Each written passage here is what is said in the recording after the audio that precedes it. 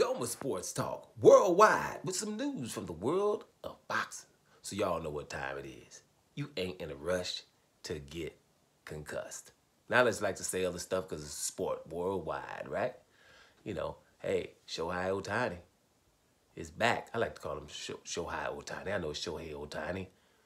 Shohei Ohtani is back handling his business now. Got about 5 games with 2 hits or more in them, multi-hit games. He's back. He ain't going to be pitching for a while, but, just watch the talent. He's on the Dodgers. I wanted him to do something on the Angels. You know what I mean? Because the Angels are like the Clippers. You want to see him do well. But he's on the Dodgers now, and you got the hitters in front of him and behind him, so they got to pitch to him. You know what I'm saying? Because we was playing a lot without Mike Trout over there, the Angels. Don't want to get too far in it, but it's just something extraordinary to watch. So check it out. Now, to the boxings.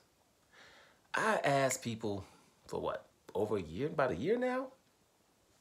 Name me a fighter of color, a black fighter, a black mandatory challenger who refused to fight the champion.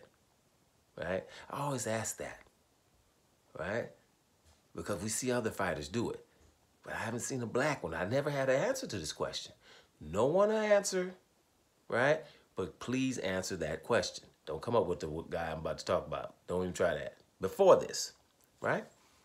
Now, I can show you other fighters that have done that. For example, we got a fighter on Cinco de Mayo, right? The Mexican holiday. Both of them done it. Canelo Alvarez, mandatory for Demetrius Andrade, had 154 pounds. I refuse to do that. Get that hell out of my face. I ain't doing that. Right? Mexican leagues. Jaime Munguia, mandatory for Demetrius Andrade, 160 pounds. I ain't doing that. Just ain't. Ain't got it. They black. Ain't nobody gonna say nothing about it. Jaime Munguia again. Mandatory for Jamal Charlo. I just ain't doing that right now.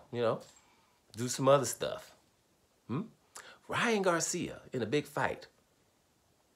He was the mandatory for Devin Haney years ago. Do you know Ryan Garcia going to get more money from this fight than Devin Haney? Man, if I was Devin Haney, don't let me start about that. It ain't, just from principle, that ain't happening.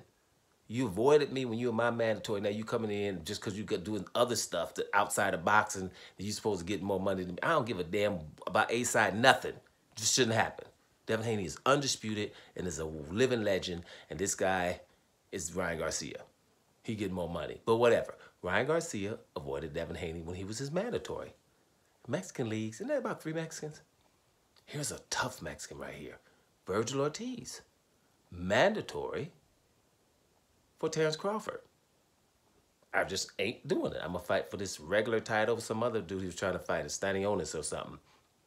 Just ain't doing it, right? Now, I ain't talking about eliminator fights, undisputed fights, and stuff like that, because I can add some more. But I'm just going to leave it at mandatory challenger who refuses to fight the champion. And the reason why there's some people, oh man, money, this and that, don't come up with no excuses. Mandatory challengers are the loudest people in boxing. They've worked their way up to the mandatory status, and damn it, we want that damn champion. We want that belt, or the champion has to vacate that belt. That's what mandatory challengers have been talking throughout the history of boxing. But when you're Mexican and that guy in front of you is black, you won't have that issue. Matter of fact, people probably won't even mention it. But I haven't even heard you tell me, give me a black person that's ever done that.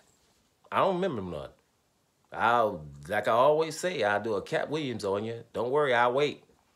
Because I have been waiting for months. People will come in here and call me stuff, say this and say that, whatever. Black mandatory challenger that refused to fight the champion. Now, I'm going to give you one. Here's Richardson. What is it? Richardson? Hitchins. Right? Brother just beat Lemos. He's the mandatory challenger for Subriel Matias, and he ain't too enthused about fighting Subriel Matias. There's something for you. There's one. He's black.